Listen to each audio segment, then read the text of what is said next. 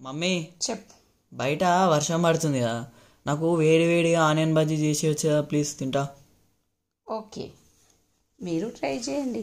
Onion bajji ఏం లేదు, సింపుల్గా ఆనియన్ని 2 ముక్కలు చేసి పొరలు పొరలుగా సపరేట్ చేసి పక్కన పెట్టుకొని 2 కప్పుల శనగపిండి తీసుకొని దాంట్లో 1/2 teaspoon soda, 1/2 teaspoon salt, అంటే రుచికి సరిపడా సాల్ట్ అనమాట, వాటర్ వేసుకొని కొంచెం కలిపి దాంట్లోనే 1 టీ స్పూన్ బియ్యం పిండి వేసి జారుడుగా మంచిగా కలుపుకొని ఒక 15 నిమిషాలు పిండిని పక్కకు పెట్టుకుంటే అది ఏ బజ్జీ అయినా సరే సూపర్ టేస్ట్ అవుతుంది.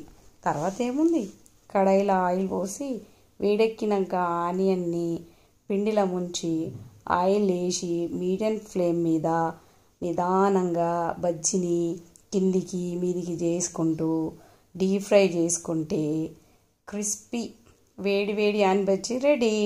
Please like, share and subscribe.